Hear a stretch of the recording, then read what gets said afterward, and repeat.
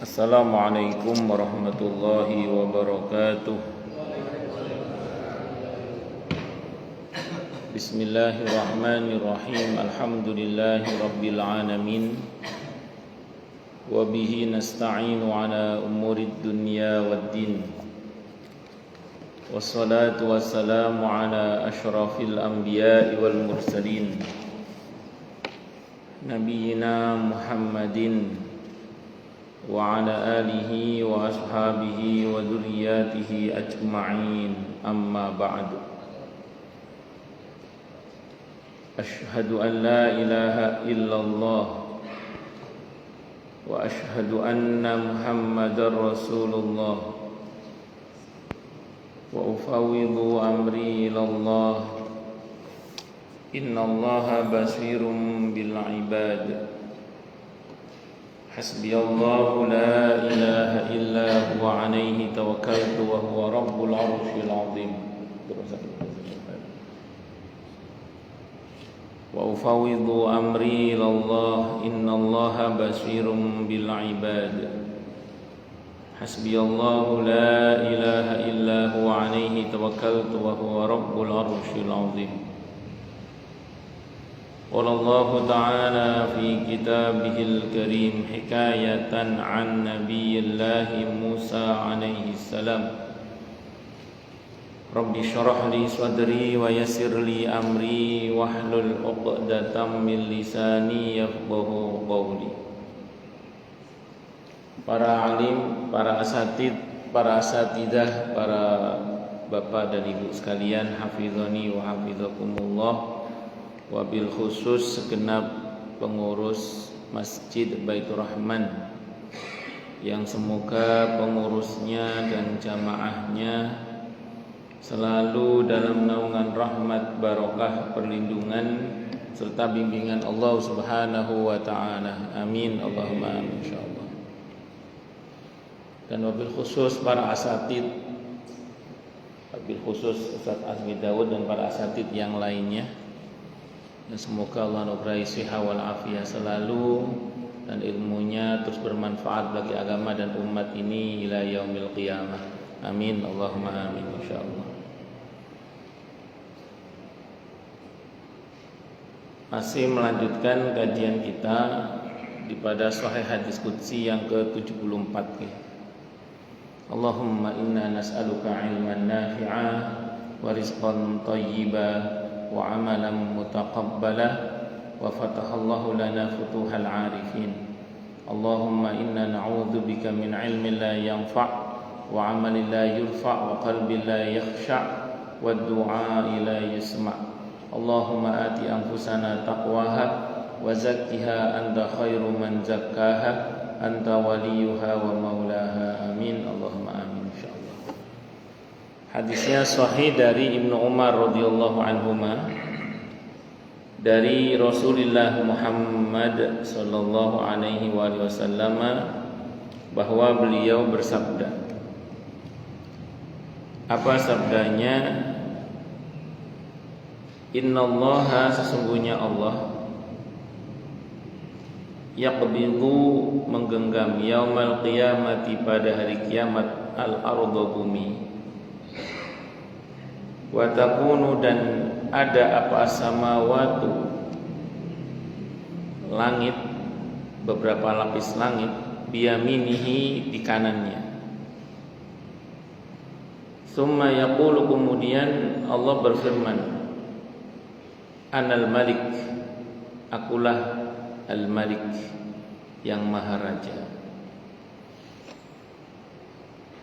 Nanti pada hari kiamat, langit ketujuh sampai bumi lapis sekian itu dilipat. Ada At-Takwir, ada Al-Insyiqaq, dan beberapa surah yang lain berkaitan dengan kiamat. Jadi yang mengalami kiamat itu, kalau kata Imam Al-Qurtubi dalam kitab At-Tadhkirah, langit ketujuh sampai bumi lapis sekian.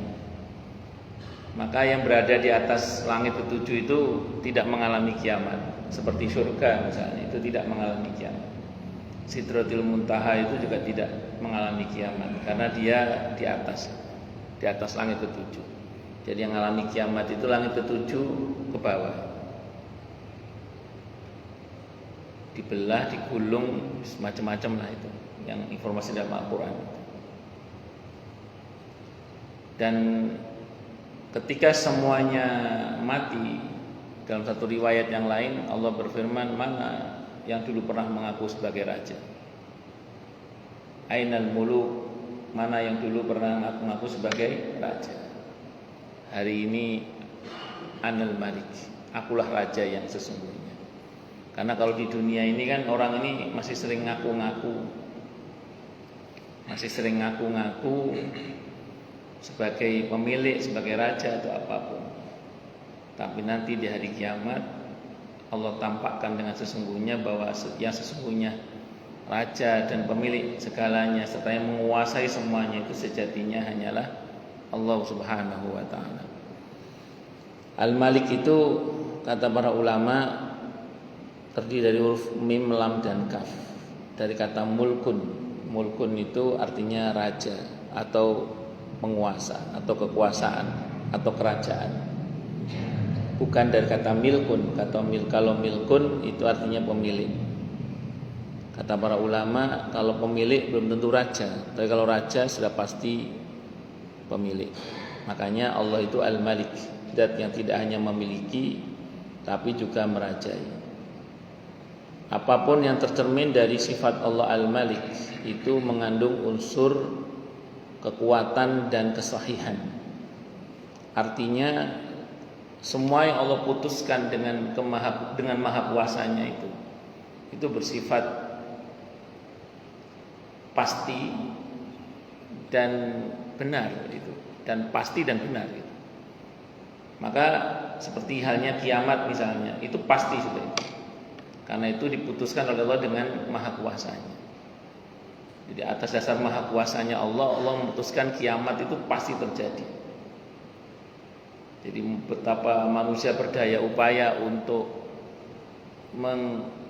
menghentikan kiamat misalnya nggak bisa. Kiamat pasti terjadi. Dan sebenarnya kita juga nggak usah pusing dengan kiamat kubro, karena insya Allah dan pastinya orang beriman itu tidak mendapati kiamat kubro itu. Karena menjelang hari H, semua orang yang di hatinya ada imannya itu dimatikan oleh Allah Subhanahu wa taala. Yang harus kita persiapkan adalah kiamat sughra. Itu yang juga pasti juga. Yang kita persiapkan itu kiamat sughra itu, yang itu pasti juga. Nah, beberapa ulama-ulama kita belakangan ini kalau tanya tentang kiamat kubro, kata beliau, udahlah, gak usah terlalu mikir kiamat kubro. Mengimani harus ya, tapi gak usah terlalu pusing dengan kiamat kubro, karena orang beriman tidak mendapati kiamat kubro. Sudah fokus saja pada kiamat sughra, karena setiap kita pasti mengalami kiamat sughra itu, kematian itu. Makanya yang diajarkan dalam Islam adalah al-isti'dadu lil maut, persiapan untuk menghadapi kematian itu. Itu prinsipnya dulu. Nah, terus kemudian mengandung unsur kesahihan. Semua yang Allah putuskan dengan sifat al-maliknya ini, yang maha raja, maha kuasa ini adalah pasti benar dan tidak mungkin salah. Makanya orang-orang beriman dengan orang-orang kafir atau orang yang mentalnya kafir, itu pensikapan terhadap perbuatan Allah itu berbeda. Allah gambarkan antara lain dalam Al-Quran di surah Al-Baqarah ayat 26 itu, Innallaha la yastahyi ayyadriba mathalan ma ba'udatan fama fawqaha فَأَمَّا الَّذِينَ آمَنُوا فَيَعْلَمُونَ أَنَّهُ الْحَقُّ مِنْ رَبِّهِمْ وَأَمَّا الَّذِينَ كَفَرُوا فَيَقُولُونَ مَاذَا أَرَادَ اللَّهُ بِهَذَا مَثَلًا يُضِلُّ بِهِ كَثِيرًا وَيَهْدِي بِهِ كَثِيرًا وَمَا يُضِلُّ بِهِ إِلَّا الْفَاسِقِينَ. Sesungguhnya Allah itu tidak malu membuat perumpamaan seekor nyamuk atau yang lebih rendah dari itu. Nyamuk itu fisiknya ada, tapi sekaligus dia simbol sedikit masalah dalam kehidupan kita. Orang beriman langsung berkata ini benar dari Allah. Orang beriman langsung berkata ini benar dari Allah. Sementara orang yang kafir, atau ada orang yang mungkin mentalnya kafir, dia berkata madza aradallahu bihadza masalah. Ini Allah maunya apa sih ini? Makanya orang-orang beriman itu dia tidak akan sibuk mengeluhkan apa yang sedang terjadi, karena semua pada prinsipnya kan qadarullah wa masya'a fa'al. Jadi apa yang Allah kehendaki pasti terjadi. Orang beriman itu lebih fokus kepada mengkoreksi dirinya, apa hal terbaik yang bisa saya lakukan, bukan mengeluhkan nasib. Kira-kira gitu. Karena Allah nggak mungkin salah, dengan semua keputusannya tidak mungkin salah. Pernah ada seorang ustadz itu nanya ke saya tentang anak asuh mereka, anak asuhnya. Jadi teman saya ustadz ini punya anak yatim banyak. Anak yatimnya itu nanya ke ustadz ini, Ustadz, kenapa kehidupan ini kok seperti nggak adil kepada kita, kata orang, kata anak-anak yatim itu. Di luaran sana banyak anak-anak yang orang tuanya lengkap, sementara kami ini tidak. Banyak di luar sana anak-anak yang hidup dengan berkecukupan dan kemewahan, sementara kami tidak. Nah, pokoknya mengeluhkan nasibnya lah. Terus beliau nanya ke saya, gimana jawabnya Ustadz ya? Kalau mereka mengeluh seperti itu, karena dia merasa kehidupan kok tidak adil, kata dia gitu. Mungkin karena ngaji nggak berani ngomong Allah yang nggak adil. Dia ngomong kehidupan tidak adil. Maka saya jawab, banyak orang-orang yang mulia itu, yang kemuliaannya itu nggak cuma di dunia, bahkan sundul langit, saya bilang gitu. Kemuliaan itu sundul langit, yang kalau pakai kacamata manusia, beliau kehidupannya nggak sempurna. Saya ulang, banyak orang-orang yang mulia, yang kemuliaan itu tidak hanya di dunia, bahkan sundul langit kemuliaannya. Yang kalau pakai kacamata manusia, kehidupan beliau ini nggak sempurna. Tapi beliau ini tidak sibuk mengeluhkan keadaannya. Yang ada sibuk terus memperbaiki diri, mendekatkan diri kepada Allah, memperbaiki hubungan dengan sesama. Sehingga yang terjadi adalah aneka kemuliaan-kemuliaan, karena tidak sibuk meratapi keadaan. Nabi kita sendiri, Nabi kita Muhammad sallallahu alaihi wasallam, lahir dalam keadaan ayah beliau sudah wafat sebelum beliau lahir. Tidak lama setelah itu disusul oleh ibunya yang wafat setelah beliau usia sekian tahun. Setelah ibunya, kakeknya wafat yang mengasuh beliau. Terakhir diasuh oleh pamannya, Abu Thalib. Itu kan kalau kita mau perhatikan pakai kacamata dunia, kan itu kehidupannya nggak sempurna itu. Tapi Nabi tidak mengeluhkan keadaannya, karena mendidikan Allah langsung ya. Sehingga kita tahu bagaimana kemuliaan beliau. Tidak hanya di dunia, bahkan sundul langit. Tadi yang dibaca ayatnya oleh Imam tadi tentang Siti Asiyah alaihissalam. Siti Asiyah itu kan juga kalau pakai kacamata dunia nggak sempurna itu kehidupannya. Bersuamikan Fir'aun, coba bayangkan. Bersuamikan Fir'aun. Fir'aun itu nggak cuma kafir, baik kafir itu, mengaku Tuhan dia. Allahu Akbar. Tapi lihat bagaimana Allah muliakan beliau dengan kemuliaan yang sangat luar biasa, sampai Al-Quran menceritakannya dan memastikannya menjadi wanita mulia ahli surga, Asiyah alaihissalam. Siti Maryam alaihissalam itu kalau kita pakai kacamata dunia juga nggak sempurna kehidupan beliau. Uwais Al-Qarni radhiyallahu anhu kalau pakai kacamata dunia loh. Tapi semua tokoh-tokoh itu tidak ada yang meratapi keadaannya. Yang ada sibuk membangun potensi dirinya. Tentu semua dengan bimbingan Allah Subhanahu wa taala. Maka terhadap semua yang Allah buat kepada kita itu yakini bahwa Allah nggak mungkin salah gitu jawabnya. Yang mungkin salah itu siapa? Kita gitu. Orang beriman tuh mentalnya itu gitu. Sehingga kalau harus ada yang diperbaiki, siapa? Ya kita, bukan Allah. Jadi yang harus diperbaiki itu bukan Allah tapi kita, karena Allah nggak mungkin salah. Yang mungkin salah itu siapa? Kita. Allah Akbar. Wong kadang sedih itu bukan karena luka, tapi karena salah dalam merawat luka. Itu kata bujangga-bujangga. Jadi monggo kita semua, tidak hanya panjenengan tapi juga saya, di pada setiap keputusan Allah itu kita yakini Allah nggak mungkin salah kita coba. Yang mungkin salah itu siapa? Kita.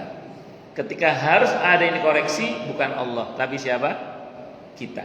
Yang harus dikoreksi itu kita. Allahu Akbar. Nah, kadang orang itu berani mengkoreksi Allah itu karena dia memandang bahwa hubungan dia dengan Allah itu berlaku ketentuan seperti pada sesama, adanya hak dan kewajiban. Memang dalam Islam itu ada istilah hak dan kewajiban, tapi itu tidak hubungannya dengan Allah. Itu hubungannya dengan sesama. Itu betul kalau itu.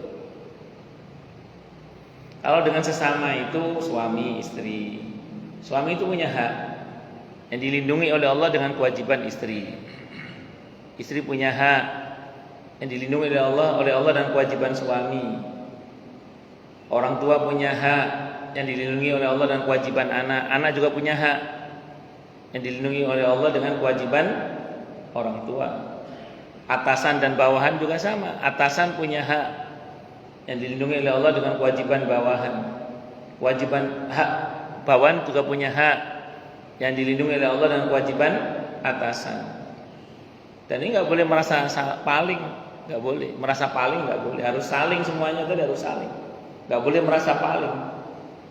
Karena kalau merasa paling bahaya juga itu kalau hanya pakai atasan nggak pakai bawahan, kan repot nanti.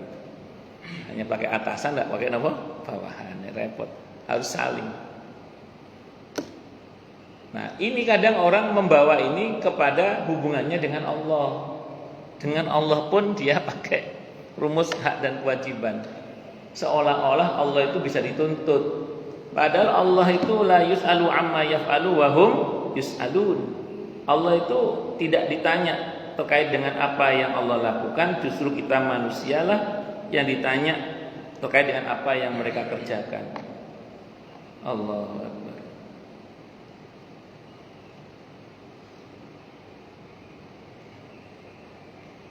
La yus'alu amma yaf'alu wa hum yus'alun, Al-Anbiya ayat 23 itu. Jadi Allah itu tidak patut ditanya atau dimintai pertanggungjawaban terkait dengan apa yang Allah buat, justru kita manusia lah yang akan dimintai pertanggungjawaban.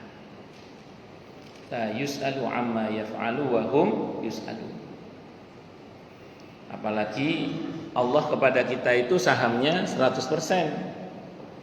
Sementara kita kepada Allah itu tidak punya saham sama sekali. Allah kepada kita sahamnya itu 100% karena bahkan nyawa kita milik Allah. Sementara kita kepada Allah itu tidak punya saham sama sekali. Kalau pakai teori perusahaan, yang boleh ngomong hanya yang punya saham. Yang enggak punya saham, kalau orang Jawa Timur ngomongnya ojo kakean cangkem, nah, itu kalau bahasa orang Jawa Timurnya.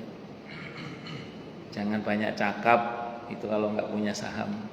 Tapi Allah itu maha baik, Allah nggak kayak perusahaan. Allah itu maha baik. Sebetapapun Allah maha segala-galanya, ya tadi saya katakan kepada kita Allah itu sahamnya 100%. Bahkan nyawa kita milik Allah, sementara kita kepada Allah nggak punya saham sama sekali. Tapi Allah perintahkan kita bahkan untuk punya niat-niat yang baik. Silakan, bahkan Allah perintah kita untuk berusaha. Allah perintah kita untuk berdoa. Allah perintah untuk kita bertawakal hanya kepadanya. Dan di semua perintah Allah itu ada janji pertolongan Allah Subhanahu wa taala.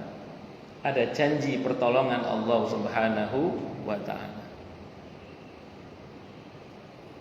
Makanya walaupun kalau kita baca surah Al-Hadid ayat 22 Allah menyatakan ma asaba min musibatin fil ardi wala fi anfusikum illa fi kitabim min qabli an nabra'aha inna dzalika 'alallahi yasir. Jadi tidak ada yang terjadi yang menimpa kamu di muka bumi. Tidak ada yang terjadi di muka bumi ini, tidak pula yang menimpa dirimu kecuali semuanya telah tercatat dengan baik di Lauhul Mahfuz sebelum kami merealisasikannya. Dan itu semudah dan semua itu mudah bagi Allah Subhanahu wa taala. Ayat ini memang menginformasikan bahwa tidak ada hal yang terjadi kecuali semuanya itu atas izin dan pengetahuan Allah Subhanahu wa taala.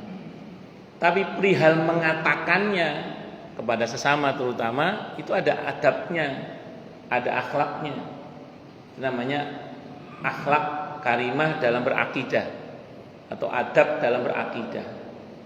Di mana An-Nisa ayat 79 itu ma asabaka min hasanatin faminallah wa ma asabaka min sayyi'atin famin nafsik, kata Allah gitu. Apapun yang menimpa kamu dalam bentuk kebaikan-kebaikan katakan dari Allah. Apapun yang menimpa kamu dalam bentuk keburukan-keburukan katakan salahmu sendiri, kata Allah itu gitu. Ini perihal mengatakannya. Jadi kalau yang baik-baik suruh bilang dari Allah. Kalau yang buruk-buruk bilang itu salahku sendiri. Ya dalam keyakinan kita yang paling dasar semuanya dari Allah memang. Cuman kenapa kok suruh ngomong kayak gitu? Pertama, supaya kita enggak takabur. Karena semua kebaikan itu dari Allah. Makanya supaya kita enggak takabur kita bilang semua dari Allah. Kita ini bisa karena dibisahkan oleh Allah. Kita ini hebat karena dihebatkan oleh Allah. Kita ini mampu karena dimampukan oleh Allah. Sehingga kita tidak akan takabur, yang ada syukur. Kalau syukur nikmat ditambah. Itu seperti itu. Kalau yang buruk-buruk suruh ngomong, enggak ini salah saya, ini salah saya. Kenapa? Supaya kita tidak berburuk sangka kepada Allah. Supaya kita selamat dari buruk sangka kepada Allah. Kalau kita merasa kita yang salah, kita akan ada usaha untuk memperbaiki diri gitu loh. Kalau kita udah berusaha, kalau kita merasa diri kita yang salah, kita akan berusaha untuk memperbaiki. Jadi upaya perbaikan diri itu akan ada kalau kita merasa kita yang salah. Maka di Al-Quran dicontohkan beberapa kasus para nabi dan rasul itu ketika terjadi hal yang tidak, dalam tanda kutip, kurang baiklah pada diri beliau-beliau itu, beliau tidak menyebut Allah. Tapi begitu yang baik nyebutnya Allah. Nyebutnya ya salah saya. Contoh Nabi Adam alaihissalam ketika beliau dikeluarkan dari surga, beliau diajari oleh Allah dengan doa Rabbana dzalamna anfusana wa illam taghfir lana wa tarhamna lanakunanna minal khasirin. Hamba yang salah ya Allah, hamba yang salah, hamba yang salah. Sibuk menunjuk dirinya, hamba yang zalim. Rabbana, wahai Rabb kami, dzalamna, kami telah berbuat aniaya, anfusana pada diri kami sendiri. Dan jika engkau tiada mengampuni kami, niscaya kami termasuk orang-orang yang rugi. Beliau sibuk menghantam dirinya. Beliau tidak mengatakan, ya Allah, engkau yang telah mentakdirkan hamba keluar dari surga, bahwa hamba diampuni, enggak. Beliau enggak bilang itu. Bahkan beliau tidak menunjuk iblis yang nyata-nyata dalam kisah dalam Al-Quran itu terlibat menggelincirkan Nabi Adam alaihissalam. Dia bersumpah kepada Allah bahwa dia tulus menasihati. Ibnu Katsir mengatakan dalam tafsirnya kurang lebih maknanya ya, Nabi Adam itu enggak nyangka kalau ada orang berani bohong atas nama Allah. Nabi Adam itu melihat ke dirinya yang enggak akan berani bohong atas nama Allah. Kan di antara kesalahan orang baik itu apa? Nganggap semua orang baik kayak dia, itu kesalahan orang baik itu. Kesalahan orang jahat apa? Nganggap semua orang jahat kayak dia, itu kesalahannya. Nah, Nabi Adam nganggap iblis itu kayak dia, kayak beliau. Enggak akan berani bohong atas nama Allah. Makanya Ibnu Katsir memang membela Nabi Adam. Beliau mengatakan lebih tepatnya Nabi Adam itu bukan salah maksiat, tapi salah ijtihad. Bukan salah maksiat tapi salah ijtihad. Jadi salah ijtihad itu maksudnya beliau tidak menduga bahwa iblis itu bohong. Itu saja Nabi Adam tidak sibuk memaki-maki iblis. Ya Allah, ini gara-gara iblis waplai dia itu enggak. Beliau enggak begitu. Beliau sibuk menghantam dirinya, Rabbana dzalamna anfusana wa illam taghfir lana wa tarhamna lanakunanna minal khasirin. Kata Ibnu Abbas ketika menafsirkan ayat itu, beliau mengatakan itu setelah itu Nabi Adam diangkat oleh Allah jadi nabi dan rasul setelah beliau menyatakan taubatnya itu. Nah, jadi barokahnya taubat itu beliau diangkat oleh Allah. Yang tadinya di surga itu manusia biasa, beliau belum jadi nabi dan rasul. Begitu menyatakan taubatnya itu, beliau diangkat oleh Allah menjadi nabi dan rasul setelah membaca Rabbana dzalamna anfusana wa illam taghfir lana wa tarhamna lanakunanna minal khasirin. Demikian juga Nabi Yunus alaihissalam ketika ditelan oleh ikan itu, ikan yang besar itu, beliau sibuk menghantam dirinya, tidak mengatakan ya Allah, Engkau yang telah mentakdirkan hamba dalam perut ikan ini, maka keluarkanlah hamba. Tidak. Beliau sibuk menyatakan la ilaha illa anta subhanaka inni kuntu minadh dhalimin. Tidak ada sembahan yang hak kecuali Engkau wahai Allah, maha suci Engkau wahai Allah, sesungguhnya hamba termasuk orang-orang yang zalim. Maka gara-gara itu Allah selamatkan beliau dari perut ikan itu. Padahal Allah sudah menyatakan dalam Al-Quran, kalaulah dia bukan orang yang biasa bertasbih sebelumnya, niscaya dia akan tinggal di perut ikan itu sampai hari kiamat. Nah, jadi sebenarnya Allah sudah merencanakan, kalau merujuk pada kisah itu ya, perut ikan itu sebagai kuburannya Nabi Yunus alaihissalam. Tapi Allah rubah rencana itu dengan izin Allah, tentu saja dengan izin Allah ya, atas skenario Allah semuanya. Ini untuk pelajaran buat kita sebenarnya, yaitu barokah tasbihnya beliau dibebaskan dari kematian sehingga tidak jadi mati. Saya baca dalam kitab Ad-Da' wa Dawa karya Ibnu Qayyim Al-Jauziyah rahimahullah itu, di situ disebutkan sahabat nanya, ya Rasulullah, itu nabi, bagaimana dengan kami yang bukan nabi? Kalau kami baca juga la ilaha illa anta subhanaka inni kuntu minadh dhalimin. Al-Anbiya ayat 87 itu ya. Al-Anbiya ayat 87. Al-Anbiya ayat 87. Sahabat nanya tentang zikir la ilaha illa anta subhanaka inni kuntu minadh dhalimin. Itu kan nabi. Nah, kami kan bukan nabi. Bagaimana kalau kita baca yang sama? Dalam riwayatnya saya baca itu aukamakal, nabi tidak jawab. Yang jawab Allah langsung di Al-Anbiya ayat 88-nya. Tadi kan 87 ya. Nah, di hadis itu yang jawab Allah langsung di ayat 88-nya. Apa kata Allah? Wa kadzalika nunjil mu'minin. Sebagaimana Yunus akan kami selamatkan pula orang-orang yang beriman, yang banyak membaca dengan sungguh-sungguh tentunya ya. La ilaha illa anta subhanaka inni kuntu minadh dhalimin. Nah, dulu kiai saya itu Kiai Hasan Abdul Wafi rahimahullah, beliau menasihatkan kepada para santri punya masalah apa saja, perbanyak baca la ilaha illa anta subhanaka inni kuntu minadh dhalimin. Tapi dengan penuh pengakuan, i'tiraf di hadapan Allah. Pun itu diantaranya. Ya, sebenarnya kan pertanyaan itu mirip orang sekarang juga sebenarnya. Itu kan dulu Ustaz, zamannya para nabi. Nah, sekarang kita kan bukan nabi itu. Kadang ada aja orang yang ngomong kayak gitu itu. Maka kita jawab, iya Pak, dulu dan sekarang memang beda Pak. Tapi dulu dan sekarang Tuhannya sama. Siapa? Allah. Kita dengan para nabi memang beda Pak. Tapi Tuhannya para nabi dan Tuhan kita itu sama. Siapa? Allah. Dan Allah itu gak pernah berubah Pak. Di antara nama Allah itu Al-Haqq. Al-Haqq itu zat yang maha benar yang tidak pernah berubah. Sebagaimana dulu Allah memberikan pertolongan kepada hambanya, hari ini pun juga sama, Pak. Asal kita mohon pertolongan kepada Allah, Allah kuasa menolong itu baik untuk hambanya yang nabi maupun yang bukan nabi. Tuhannya sama kok. Kalau kita memang beda dengan nabi, pasti beda, tapi Tuhannya sama. Dulu dan sekarang memang beda, tapi Tuhannya sama. Siapa? Allah. Maka perbanyak baca la ilaha illa anta subhanaka inni kuntu minadh dhalimin. Itu seperti itu. Termasuk satu lagi dalam Al-Quran pada kisah Nabi Ibrahim alaihissalam ketika beliau sakit itu. Beliau ketika sakit nyebut dirinya, begitu sembuh nyebut Allah. Wa idza maridtu fahuwa yashfin gitu.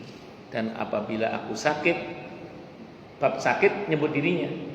Begitu sembuh nyebut Allah. Allah lah yang menyembuhkan aku. Nah, dan kita ini kan doanya gimana? Ya Allah, Engkau yang telah menurunkan penyakit, berikanlah obatnya. Nah, salah, enggak sepenuhnya salah sih, itu memang kenyataannya begitu. Dalam arti Allah yang kuasa menurunkan penyakit dan Allah pula yang kuasa menurunkan obatnya. Tapi kalau kita bicara adab, tidak begitu. Ampuni hamba ya Allah, makan sate kebanyakan ini. Sate, soto, tongseng, tengkleng dimakan semua.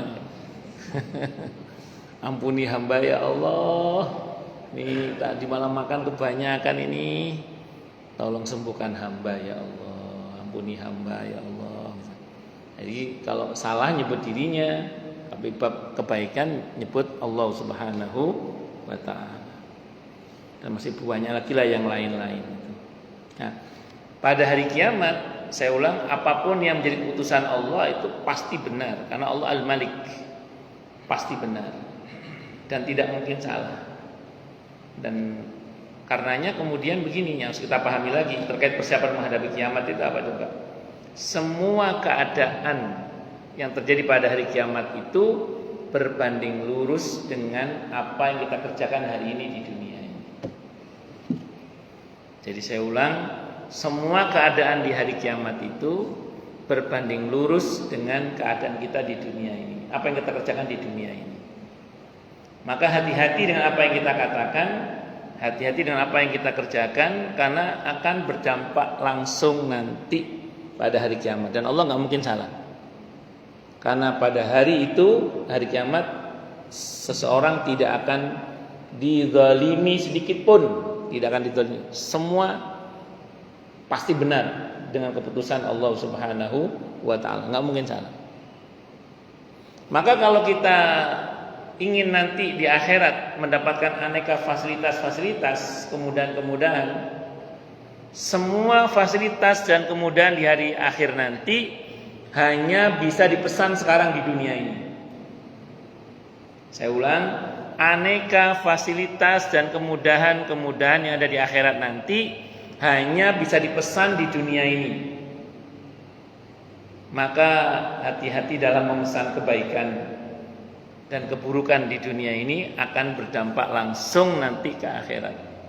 Perbuatan dan perkataan kita serta keyakinan-keyakinan kita ini hati-hati. Sambil contoh, ini contoh aja. Nanti itu dalam sebuah hadis riwayat Ahmad, Abi Dawud, Ibnu Majah, kata Imam Al-Qurtubi hadisnya sahih dari semua jalur periwayatannya. Orang itu nanti dibangkitkan dalam keadaan lapar, dahaga, tidak berpakaian telanjang maksudnya, terus belum dikhitan dan tidak beralas kaki. Abdullah bin Mas'ud radhiyallahu an dikutip oleh Imam Al-Qurtubi dalam kitab At-Tadhkirah ketika mensyarah hadis itu, hadisnya sahih. Disyarah oleh Abi Dawud. Ini penjelasan Abi Dawud. Penjelasan Abdullah bin Mas'ud radhiyallahu anhu. Apa kata beliau? Siapa yang di dunia pernah memberi makan dan minum, maka nanti di akhirat dia akan diberi makan dan minum, sehingga tidak akan kelaparan dan tidak akan kehausan. Jadi kalau kita tidak ingin kelaparan dan kehausan di hari akhir nanti, pesan makanan dan minumannya di sini, di dunia ini pesannya. Jangan sampai kita terlambat mesen. Karena fasilitas akhirat itu hanya bisa dipesan di dunia ini saja. Maka pernahlah syukur-syukur sering memberi makan dan minum orang lain, terutama orang-orang yang membutuhkan. Allah Akbar. Kata Abdullah bin Mas'ud radhiyallahu an, siapa yang di dunia pernah memberi pakaian, maka nanti di akhirat dia akan diberi pakaian sehingga dia tidak akan telanjang. Itu kata Abdullah bin Mas'ud radhiyallahu an. Dan pakaian di surga, pakaian di akhirat nanti itu hanya bisa dipesan di dunia ini. Maka pernahlah syukur-syukur seringlah memberi pakaian di dunia ini, terutama untuk orang-orang yang memang memerlukannya, karena supaya nanti kita di akhirat nggak telanjang gitu. Saya sering bilang ke jamaah itu, kalau ngasih merbot imam masjid, guru TPQ, itu kalau bisa ngasihnya yang lengkap pakaiannya, baju koko plus sarung atau plus celananya gitu. Sak peci-peci ini. Karena takutnya nanti kalau kita cuma ngasih baju koko aja di akhirat, nanti kita hanya pakai atasan nggak pakai bawahan. Bercanda, tapi saya serius ini. Ini tidak hanya untuk jenengan, saya pun punya keperluan untuk, saya punya kepentingan untuk mesen baju juga di dunia ini untuk pakaian di akhirat nanti dengan cara berbagi tadi. Allah, siapa yang di dunia pernah ngasih sendal, maka nanti di akhirat dia akan diberi sendal atau sepatu. Mungkin ada orang nanya, apa Ustadz urgensinya sendal dan sepatu di mahsyar nanti Ustadz? Kita tahu dalam Al-Quran nanti bumi itu diganti oleh Allah dengan bumi yang baru. Dalam hadis diterangkan bentuknya seperti perak, tidak ada dataran tinggi, tidak ada dataran dalam. Sementara matahari itu hanya 1 mil di atas kepala manusia. Terserah mau mil dalam arti jarak atau mil dalam arti celak untuk bercelak mata itu. Artinya panas, bukan cuma panas, panas. Nah, kalau kita nggak punya sepatu, nggak punya sendal, kebayang bagaimana panasnya? Wis nggak kebayang. Makanya ada yang tenggelam oleh keringatnya sesuai dengan kadar dosanya. Naudzubillah min syarri dzalik. Nah, saya dulu di kampung ketika masih kecil, masih SD saat itu, pulang dari sekolah sepatu tenteng karena lewat pematang sawah. Takut kebelasuk nanti kotor sepatunya. Kita tenteng. Dalam perjalanan pulang itu ada jalan-jalan yang kita lalui itu diantaranya beraspal. Kalau kita nyebrang itu jalan aspal. Kalau siang itu kan panas itu, kita lari itu baru aspal panas kayak gimana kalau di mahsyar nanti. Nah, sepatu itu penting gitu. Allah Akbar. Ustaz minta sepatu kalau Ustaz ini enggak betul. Saya alhamdulillah cukup lah. Alhamdulillah. Kalau maksa nomor 42 ya kalau maksa. Guyon. Tapi saya serius. Maksud saya pun juga punya kepentingan untuk mesen sendal atau sepatu itu di dunia ini untuk nanti dipakai di akhirat dengan cara berbagi tadi. Siapa yang di dunia pernah ngasih tumpangan kendaraan, apalagi pernah ngasih kendaraannya, maka nanti di akhirat kata Abdullah bin Mas'ud radhiyallahu anhu dia akan diberi kendaraan sehingga dia tidak akan jalan kaki. Mungkin ada yang nanya, apa urgensinya kendaraan Ustaz di mahsyar nanti? Ini prinsip yang harus kita pahami. Bahwa kita ini kan minha khalaqnakum wa fiha nu'idukum wa minha nukhrijukum taratan ukhra. Itu aturan Qur'annya itu. Kita ini semua diciptakan dari bumi dan akan dikembalikan ke bumi di mana kita dulu diciptakan. Jadi kita ini akan kembali ke tanah di mana asal muasal bahan dasar kita diciptakan. Kalau jenengan di Solo ya matinya di Solo nanti, dimakamkan di Solo. Kalau asal muasal jenengan tanahnya dari Mekah, mati di Mekah sana nanti. Mau dimakamkan di Mekah sana. Itu sudah jadi ketentuan Allah itu. Itu udah janji Allah ke bumi juga. Bahwa semua yang dari bumi akan dikembalikan ke bumi. Minha khalaqnakum wa fiha nu'idukum. Makanya kalau soal kuburan itu sebenarnya kita nggak usah resah. Sebagaimana rizki sudah Allah jamin. Tapi kalau Anda wali kota tetap harus mikir kuburan rakyatnya. Tapi maksud saya kalau berkaitan pribadi, nggak usah khawatir. Kita sudah punya jatah di bumi ini tempat. Karena setiap kita akan kembalikan ke bumi di mana kita diciptakan. Minha khalaqnakum wa fiha nu'idukum wa minha nukhrijukum taratan ukhra. Dan dari bumi itu pula nanti kita akan dikeluarkan kembali. Kalau kata Imam Al-Qurtubi, orang yang tidak termasuk dalam maksud hadis persiapan menghadapi kematian itu adalah orang yang menyiapkan kuburan, kata beliau gitu. Jadi orang yang beli kuburan itu, kalau kata beliau, tidak termasuk dalam daftar persiapan menghadapi kematian. Kata beliau, dalam kitab At-Tadhkir kata beliau, itu persiapan pemakaman, kata beliau. Karena kita belum tentu di bumi itu juga kita akan dimakamkan, kan kita tidak tahu di bumi mana kita mati. Kita tidak tahu di bumi mana kita mati. Bukan tidak boleh beli kuburan, silakan aja secara muamalah boleh secara muamalah, tapi jangan menyertakan i'tiqad bahwa itu pasti kuburan kita, enggak, belum tentu, karena kita tidak tahu di bumi mana kita mati. Pun artinya kita akan dibangkitkan di bumi kita, di bumi mana kita dikubur, kita akan keluar dari situ lagi. Sementara mahsyar itu di bumi Syam sana, mahsyar itu. Jadi semua manusia akan digiring menuju ke bumi Syam nanti itu. Semua. Jadi mahsyar itu di bumi Syam sana. Ya kita tidak tahu lagi wong itu sudah dirubah semua oleh Allah, tapi titik kumpulnya di bumi Syam sana. Titik kumpulnya itu di bumi Syam sana. Kebayang nggak kita matinya di Jati Asih, misalnya dimakamkan di Jati Asih, harus berjalan kaki menuju ke bumi Syam. Kalau jalan kaki ya keju, capek itu. Keju niku bukan keju, keju niku capek, pegel. Iya. Keju. Tapi kalau kita punya fasilitas kendaraan kan lumayan itu, jalan kaki. Ada fasilitas apa? Kendaraan. Allahu Akbar. Jadi mahsyar itu titik kumpul artinya. Mahsyar itu artinya titik kumpul. Titik kumpulnya di mana? Di bumi Syam sana itu. Allahu Akbar. Itu jauh jalan kaki capek, bukan cuma capek, capek itu.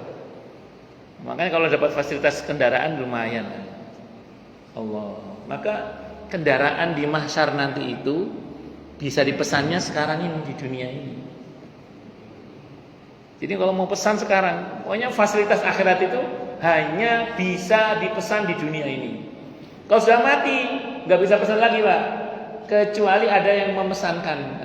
Lumayan tuh anak-anaknya yang soleh mendoakannya, anak-anaknya yang soleh ke atas namanya masih lumayan lah itu. Kalau anaknya peduli, kalau nggak peduli, wah salam udah. Nah, jangan usah ngandelin anak-anak, jangan usah ngandelin anak-anak. Kita kerjakan sendiri aja gitu. Tapi anak-anak tetap kita didik untuk berbakti pada kita, harus itu. Allahu Akbar. Pun paham nggih? Nah, itu baru hari kebangkitan. Saat bangkit itu saja bentuk tubuh kita itu kembali pada amal kita. Bentuk tubuh kita. Tadi kita bicara fasilitas yang ada di mahsyar saat itu. Kita bicara bentuk tubuh kita pun kembali pada amal kita. Dan bentuk tubuh kita nanti di mahsyar atau di akhirat itu hanya bisa kita pesan sekarang di dunia ini. Bentuk tubuh kita itu. Az-zalzalah. Yauma idzi yasdurun nasu ashtatan liyurau a'malahum. Pada hari di mana manusia itu keluar dari kuburnya dengan bentuknya yang macam. Bukan macam-macam, Pak, macam. Kok mau macam-macam? Kata Allah, mereka manusia keluar dari kuburnya dengan bentuknya yang ashtata. Ashtata itu bentuk jamak dari kata syatta. Syatta itu kata tunggalnya, artinya macam-macam. Jadi syatta kata tunggalnya ashtata itu artinya sudah macam-macam itu artinya. Dan Allah pakai jamak ya, ashtata. Apa artinya itu coba? Bukan macam-macam artinya, mau macam. Saking banyak macamnya. Liyurau a'malahum, agar diperlihatkan kepada mereka akibat dari perbuatan-perbuatan mereka. Jadi bentuk tubuh kita ini nanti disesuaikan dengan bentuk amal kita sewaktu di dunia. Jadi kalau tubuh kita yang sekarang ini kan dibentuk oleh Allah berdasar informasi genetika kedua orang tua kita. Kalau orang biologi bilang 23 kromosom ayah, 23 kromosom ibu. Tentu semua dengan izin Allah ya. Ini kalau fisik kita sekarang. Tapi fisik kita yang nanti itu dibentuk oleh Allah berdasar informasi amal gitu loh. Maka dikatakan wujuhun yauma idzin na'imah li sa'iha radiyah. Ada yang wajahnya sumringah, sumeh, bukan someng, sumeh, sumringah. Kenapa? Li sa'iha radiyah. Karena di semasa di dunia perbuatannya selalu ridho dengan semua keputusan Allah, baik terkait dengan hukumnya, takdirnya, ridho dia. Itu lisa'iha, makanya sumringah. Yauma tabyaddu wujuh, cemleret wajahnya. Tapi ada yang yauma wataswaddu wujuh, wajahnya menghitam. Wujuhu yauma idzin khashi'ah. Kenapa? Amilatun nasibah, tasla naran hamiyah, tusqa min ainin aniyah, dan seterusnya. Cekumal, tertunduk malu. Bahkan di mahsyar itu Allah ceritakan kejadian di mahsyar nanti di surah Toha ayat 124 sampai 126 itu. Menarik itu. Ada orang di mahsyar itu dia ngomong gini. Lima hasyartani a'ma wa qad kuntu basira. Ya Allah, kenapa engkau kiring hamba di mahsyar dalam keadaan buta?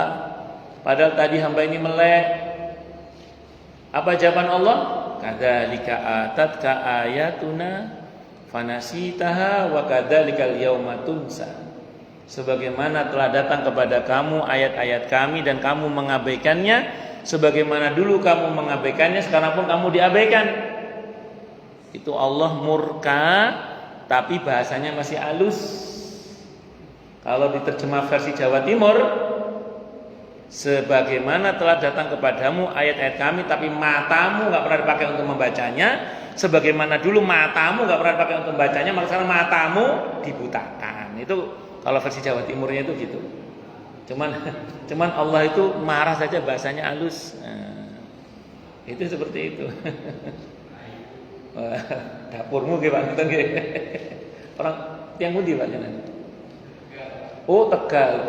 Kok ngerti raimu Tegal. Itu. Kalau orang Tegal ngerti raimu berarti madzhabnya Kintus Sudarmono, Susmono. Ngoten dasmu ini. Nah, itu Pak yang kemarin pidato itu Pak. Gimana balik. Apa ini maknanya? Jadi ada orang di dunia itu melek, nanti di akhirat malah buta. Kenapa? Matanya, hatinya nggak pernah dipakai memperhatikan ayat-ayat Allah. Tapi bisa jadi ada orang di dunia buta, di akhirat malah melek. Kenapa? Hatinya sering dipakai untuk melihat ayat-ayat Allah. Ini baru fasilitas hari kebangkitan. Belum nanti di mahsyar itu nanti ada yang dapat naungan pada hari di mana tidak ada naungan kecuali naungan Allah. Mendapat mimbar-mimbar dari cahaya. Ada bisa menikmati telaga Rasulullah Muhammad sallallahu alaihi wasallam. Dan itu semua amat erat hubungannya dengan keyakinan kita, amalan kita dan ucapan kita. Di mana di dunia ini? Maka semua fasilitas itu hanya bisa dipesan di dunia ini. Yang mau pinter-pinterlah memanfaatkan hidup di dunia ini untuk memesan sebanyak-banyaknya fasilitas supaya kita ini nanti di akhirat diberi kemudahan-kemudahan dan kemuliaan-kemuliaan oleh Allah Subhanahu wa taala. Semoga nggih, amin Allahumma amin insyaallah. Tentu kita berharap pada Allah, semoga Allah anugerahkan untuk kita taufik, kemauan dan kemampuan untuk mentaati Allah dan Rasulnya Muhammad sallallahu alaihi wasallam dengan baik dan benar, sehingga kita menjadi pribadi-pribadi yang mulia tidak hanya di dunia ini tapi di akhirat nanti juga. Amin Allahumma amin insyaallah. Itu seperti itu. Monggo silakan yang mau tanya dulu deh, tanya, protes, marah boleh. Nggih monggo Pak. Siapa dulu ini? Yang sini dulu ya, sini dulu. Monggo. Sana dulu nih. Nggih. Nyambung tadi tentang nggih. kerajaan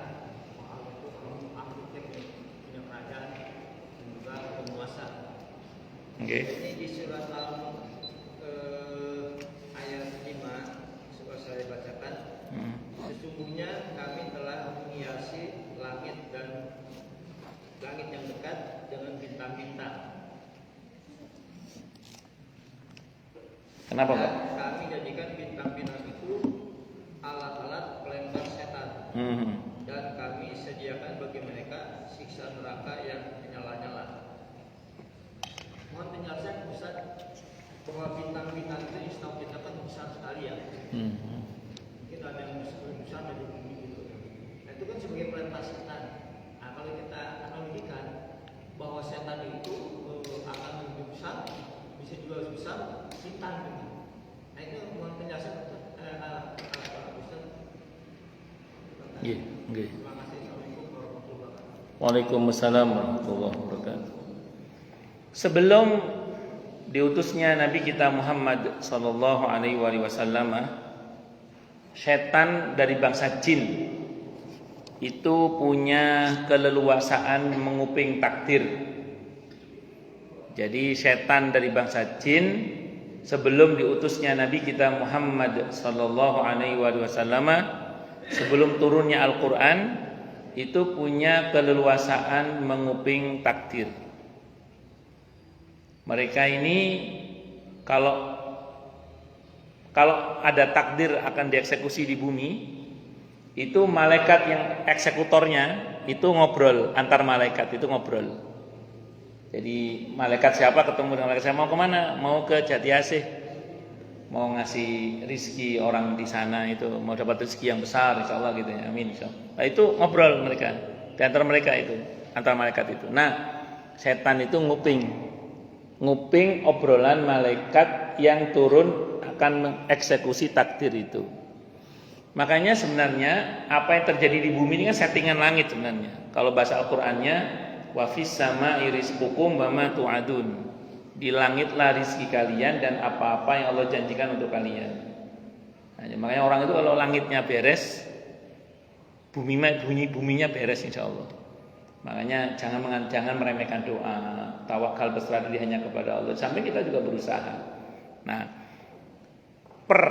diutusnya Nabi kita Muhammad sallallahu alaihi wasallam, diturunkannya Al-Qur'an, setan tidak lagi punya izin. Jadi tidak diberi keleluasaan oleh Allah untuk menguping takdir. Tapi mereka tetap melakukan sampai detik ini, tetap melakukan. Hanya saja setiap kali mereka akan menguping takdir, dia dilempar dengan bintang yang menyala tadi itu.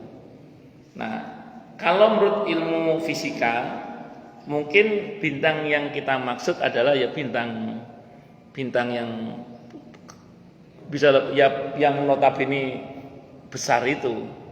Tapi dalam pengertian ini kan kita tidak tahu maksudnya Allah bintang yang mana, Pak. Apakah bintang yang itu, dan kalaupun memang bintang yang itu, ya suka-suka Allah mau pilih bintang yang mana untuk dijatuhkan, kan seperti itu. Dan kalaupun jatuh kan memang terkikis habis oleh 7 lapis atmosfer. Kalau sampai ke bumi kan nggak sampai, rata-rata kan sudah hancur sebelum sampai ke bumi itu. Itu seperti itu ya, otomatis segede apapun juga hancur juga Pak ujungnya, seperti itu. Jadi wallahu a'lam bishawab, tapi yang pasti begitulah informasinya, harus kita imani. Jadi keadaan mereka itu seperti itu sekarang, di mana mereka tidak lagi punya keleluasaan untuk menguping takdir. Kalau dulu mereka punya keleluasaan, makanya Fir'aun itu tahu bahwa dia akan digulingkan oleh anak muda dari Bani Israil. Itu yang ngasih tahu kan, di samping dia mimpi, itu yang ngasih tahu ya ahli nujumnya. Ahli nujumnya itu ya dukun-dukunnya Fir'aun itu. Karena dulu dukun itu memang top chair dulu itu. Kenapa? Karena mereka punya jin-jin dari bangsa setan dari bangsa itu punya keluasan untuk menguping takdir tadi itu.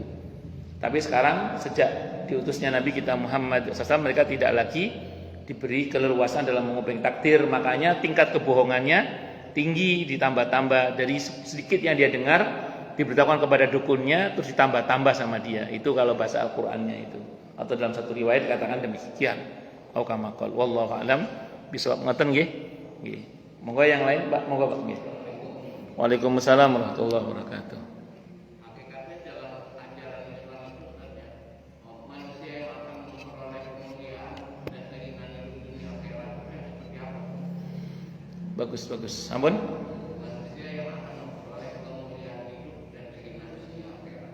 Sampun? Nggih, sampun. Kalau sudah ada lagi saya teruskan. Sampun itu sudah maksudnya. Baik, saya mau terangkan ya. Jadi gini.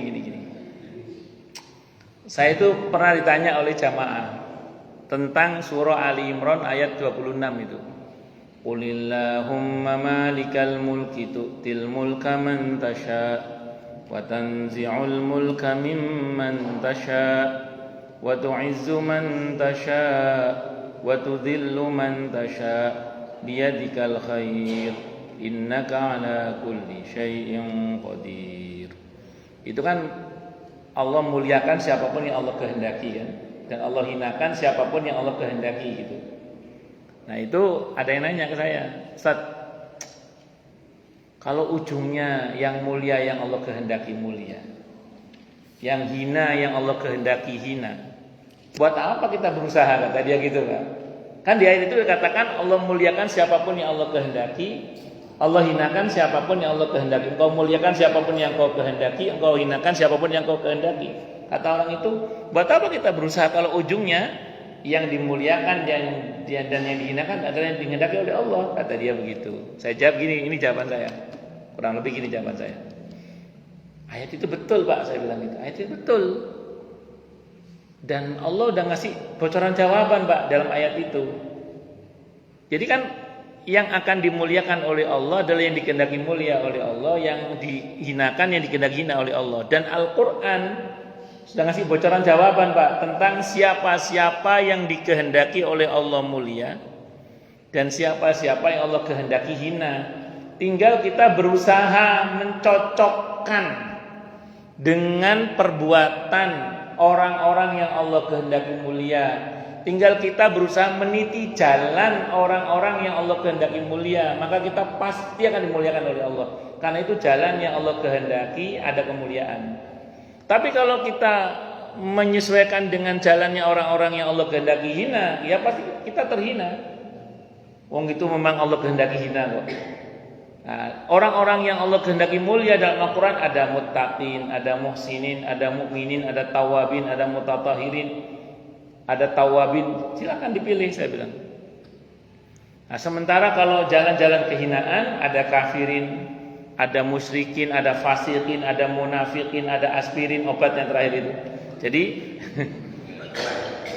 artinya apa? Monggo Pak dipilih.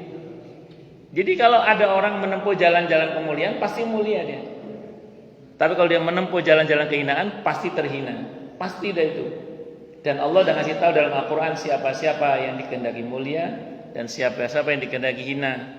Tinggal kita mau meniti jalannya siapa. Jalan orang yang Allah muliakan atau jalan orang yang Allah hinakan. Makanya ada rumus sederhana Pak. Kalau kita mengikuti jalan hidupnya petani, kita akan punya pengalaman-pengalamannya petani Pak. Kalau kita ngikut jalan hidupnya nelayan, kita akan punya pengalaman-pengalamannya nelayan. Kalau kita menjalani hidup kehidupannya dokter, kita akan punya pengalaman-pengalamannya dokter Pak. Itu dokter gadungan yang kebongkar itu kan gara-gara dia pernah ngikut dokter Pak. Dan dia ngikuti bagaimana dokter itu termasuk ngoperasi, bisa loh dia itu. Gitu.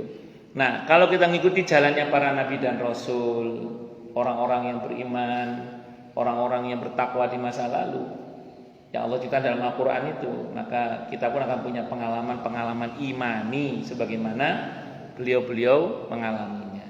Termasuk diberikan oleh Allah aneka kemuliaan-kemuliaan tadi. Makanya tinggal di kita Pak pilihannya. Tinggal kita mau baca Al-Quran apa enggak. Nah di Al-Quran itu sudah ada informasinya. Siapa-siapa yang Allah kehendaki mulia dan siapa-siapa yang Allah kehendaki hina. Tinggal kita mau jadi orang yang dikehendaki mulia atau yang dikehendaki hina. Ngoten Pak nggih? Wallahu a'lam bishawab. Ada lagi? Nggih, monggo Pak. Oh, Ibu dulu nggih, Ibu, monggo Bu.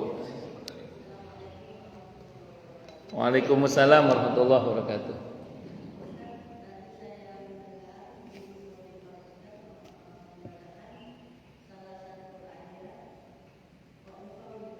Iya. Betul.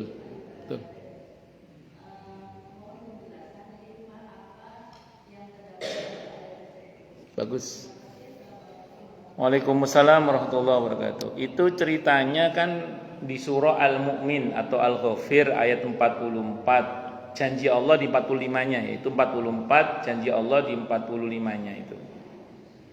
Jadi itu ceritanya Nabi Musa dan Bani Israel terkepung nyebrang lautan, resikonya mati, mundur ke belakang, ada Fir'aun dan pasukannya yang besar. Saat itu Fir'aun dan pasukannya sudah berencana hendak membunuh Nabi Musa alaihissalam dan Bani Israel, mau dibantai habis lah. Nah, saat itu Nabi Musa dapat bocoran dari orang dalam, ordal, karena beberapa orang dalamnya Fir'aun termasuk Islam, cuman mereka menyembunyikan keimanan mereka. Diberitahu ke Nabi Musa mengambil sikap segera mengungsi atau lari dari Mesir. Saat itu dikejar oleh Fir'aun. Dalam kondisi yang sulit itu, orang Bani Israel panik, terkesan oleh suasana. Nabi Musa meneriakkan, ini yang Nabi Musa teriakkan di ayat yang sebelumnya. Beliau katakan, Inna ma'iya rabbi sayahdin, kata beliau. Sesungguhnya bersamaku Tuhanku Allah, Dia Allah pasti ngasih petunjuk kepadaku. Itu kalimat pertama. Terus ada orang soleh dari Bani Israel, ada yang mengatakan, itu Nabi Musa juga yang ngomong, wa ufawwidhu amri ilallah innallaha basirum bil ibad. Aku serahkan urusanku kepada Allah, maka sesungguhnya Allah itu maha melihat hamba-hambanya.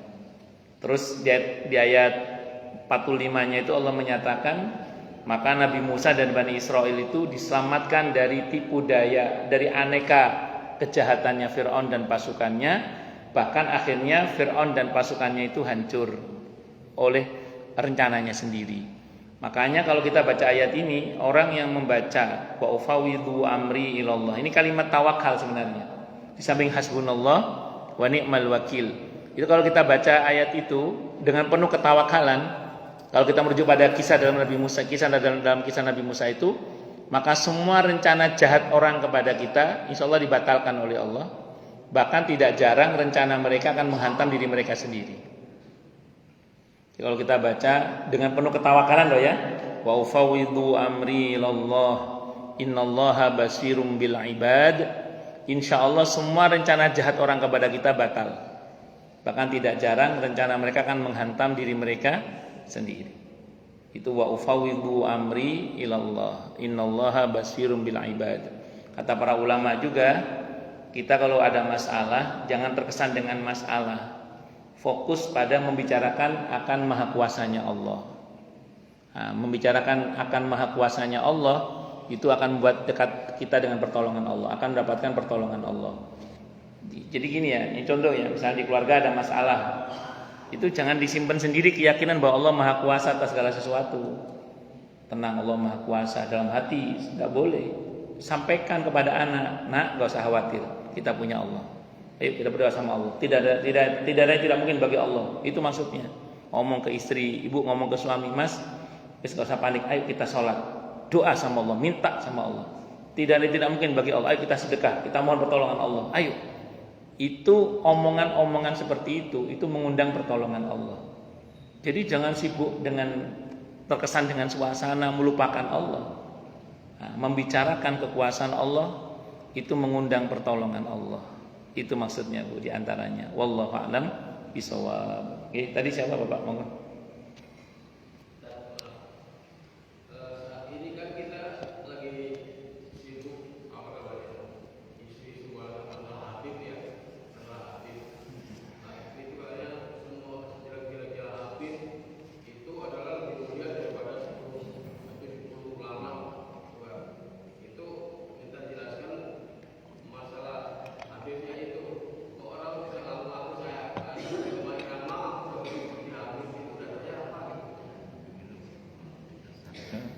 Terus pertanyaannya apa? Pertanyaan Pak? Ya seperti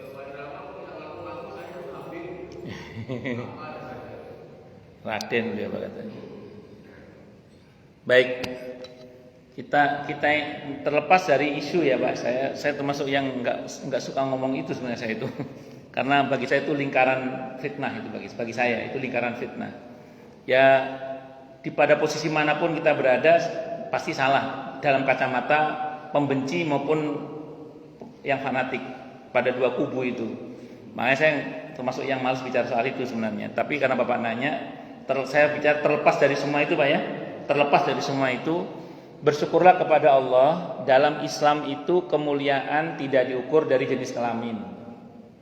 Bersyukurlah kepada Allah, dalam Islam kemuliaan tidak diukur dari warna kulit. Termasuk jenis darahnya Pak, darah biru apa darah hitam apa darah merah. Kemuliaan itu diukur dalam Islam pertama dari takwanya. Inna akramakum indallahi atqakum. Inilah bagusnya Islam, sehingga kemudian siapapun punya kesempatan untuk mulia Pak, siapapun. Sehingga dalam Islam itu ada kaidah begini Pak, orang itu walaupun nasabnya mulia, kalau perbuatannya hina, nasabnya tidak akan bisa menyalip kehinaan amalnya itu. Makanya Nabi Yakub itu kepada Nabi Yusuf berpesan, ini yang buat Nabi Yusuf lari dari istrinya menteri yang menggoda beliau itu. Apa kata Nabi Yakub? Wahai Yusuf, jangan hinakan kemuliaan nasabmu dengan amalmu. Jangan hinakan kemuliaan nasabmu dengan amalmu. Makanya kalau non sewu, Bani Israel itu nasab yang mulia Pak. Bani Israel itu nasab yang mulia. Dari Nabi Ibrahim, dari Nabi Ishak, dari Nabi Yakub. Tapi ketika mereka durhaka kepada Allah, kunu qiradatan khasiin. Jadilah kamu monyet-monyet yang celaka dan seterusnya itu. Termasuk disebut seperti bangsa babi dan seterusnya itu.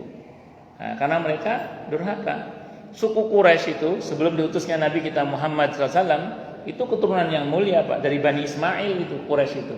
Tapi ketika mereka jauh dari agama, kita tahu ada masa namanya masa jahiliyah. Hampir jadi preman semua. Ketika mereka tidak mentaati ajaran para nabi dan rasul yang ada saat itu, yaitu Nabi Isa, ajar milah Ibrahim lah kalau saat itu sebelum diutus Nabi kita Muhammad SAW. Jadi kemuliaan itu diukur dari ketakwaan.